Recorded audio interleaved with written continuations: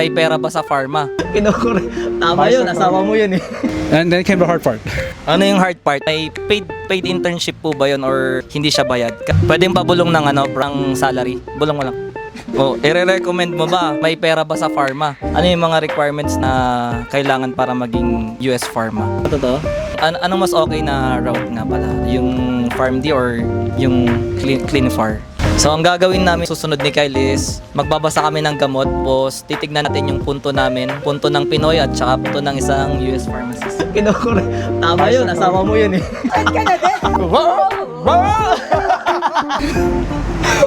Mo. Ang haba, wag yung mahaba, alam mo naman.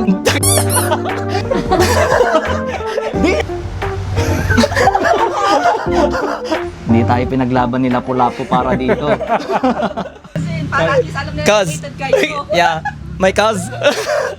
Tell me info about yourself muna, sir. Okay, my name is Christopher. I'm a clinical pharmacist in Southern California. I work at a hospital. But I started my pharmacy journey here in Baguio as a BS SLU student, and I got my Doctor of Pharmacy degree at CEU Makati. And then came the hard part. Ano yung hard part? Itong robos? A little.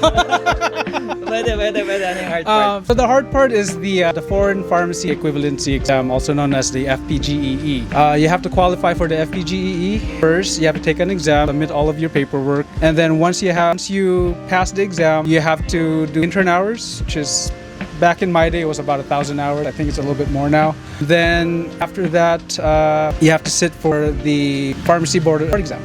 Oh.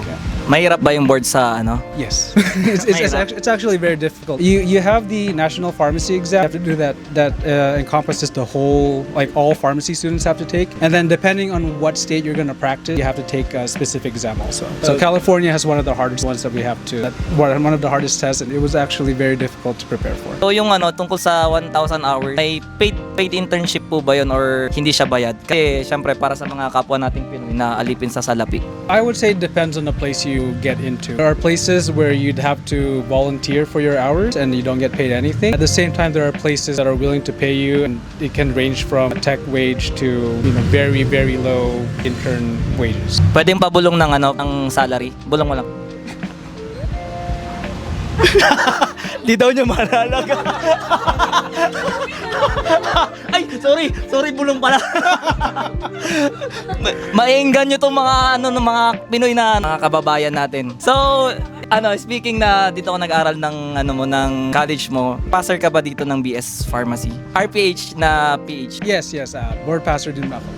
Grabe, ang talino talaga ni sir. Nakakahiya. Yung timeline ng pagpasa mo tapos yung pagpunta mo sa CEU and nung nasa US ka na. So I graduated BS Pharmacy here at SLU in 2010. I passed the board exam 2011, and then I graduated from CEU for a Doctor of Pharmacy in 2012. I didn't get my pharmacist license in California until 2015. So it's been 10 years that I've been a pharmacist over there. Oh, grabe. Ang tagal ng pharmacist ni sir, no? O, i-recommend mo ba? May pera ba sa pharma? I would say there is, yeah. I mean, but at the same time, it's a little difficult to get a job. And the experience is kind of, I would say I was very lucky. I was very blessed that I was able to get into facilities and places that were able to help me grow as a pharmacist, so that I gained a lot of experience that I was able to find a job where I'm at now. Okay. Sa US na mahirap ba yung practice dito versus practice doon? I would say it's very patient focused over in the States. As a clinical pharmacist, I'm always double checking a lot of what our doctors order. There's a lot of monitoring involved. We monitor antibiotics, critical medications, then you have your anticoagulants. So there's a lot of things that I'm always trying to follow and catch, and then making sure that, doing the job that we do here, that the correct medication, the correct dose, correct frequency, and then on top of that, all of the consults, all of the monitoring that you have to do. Ay, nag-work ka ba dito? A little bit. I spent some time in Mangaldan as a pharmacist for the Farmacia Petilia. Community pharmacy. So no need ng experience before mag-US for. I would say that the experience here it kind of helped a little bit because you know you're still patient facing, still talk to people. So it still kind of gave me the experience to be to get started in a sense. But it's kind of hard to describe because the practice here in the Philippines is very different from the practices in the US. Ano yung mga requirements na kailangan para maging US Pharma? So after the Doctor of Pharmacy program, I went back and I did the Foreign Pharmacy Graduate Exam, the FPGEE, and there was also the TOEFL test of English proficiency as a second language, which was really weird. 'Cause I did grow up in the state, and I mean obviously I can speak English, but I still had to take a written and a spoken exam. Ano to? Nagulat ako, hindi kasi tagaron siya eh. 'Di ba parang hindi automatic. Yeah, that since I am a foreign graduate, it's all part of the requirements, all just kind of bundled together. That even though you may already speak English, you want to make sure that you speak at an English that's on a level that can be, you know, Maintindihan. that yeah.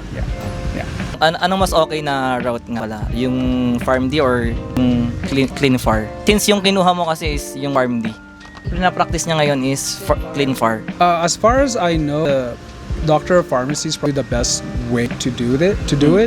Everyone or all the pharmacists that have trained in the US are Doctor of Pharmacists. So ang gagawin namin susunod ni Kyle is magbabasa kami ng gamot, tapos titignan natin yung punto namin, punto ng Pinoy at saka punto ng isang US pharmacist. At saka kung sino ang mas mahahawa sa amin. Kung sino, abangan nyo. Cephalexin. Cephalexin. Okay. May punto ah. Same lang, same. Same lang. Melatonin. Melatonin.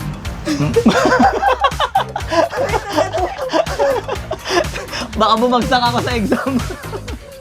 Alaya. Bisacodil. Bisacodil. Hindi ba siya tayo sa studio? Kinukuri. Tama yun, asawa mo yun eh. Okay lang. Pinagin ko yung bisako din sa ano. Parang, what is that? Bisacodil? Yeah. Bisacodil. Okay. Okay, either or. Ito. Atorvastatin. Atorvastatin. Grabe yun ah. Malinis ah. Losartan. Losartan. Perfect ka na din. Nakawa ako dito! Naglit ulitin ko! Losartan lang sa amin yan eh! Losartan lang sa amin yan! Nakawa ako! Hindi okay lang. Robitussin. Robitussin. Rapid hospital. Laging may tas eh, no? Para kang nagka-choir. Sabay pa tayo. Celecoxib. Celecoxib. Ay! Tama. Malapit ka na. Malapit na. Pwede na maging US Pharma. Digoxin. Digoxin. Mo. Joke. Are you joking? Joke lang. Tamsulosin. Tamsulosin. Choir talaga.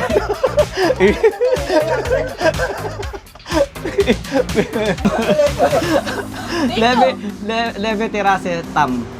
Yeah, levetiracetam. Ang haba, wag yung mga haba. Alam mo naman hindi ako marunong magbasa. Napapaya tayo eh.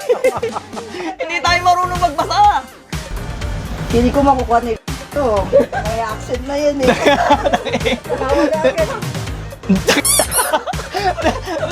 Hindi natanim mo sa utak ko yung accent eh. Naproxen. Naproxen. Loko-loko. Tinatanim sa utak ko na may punto na eh. Hallelujah. Natay na may accent. Ay, kaya nga.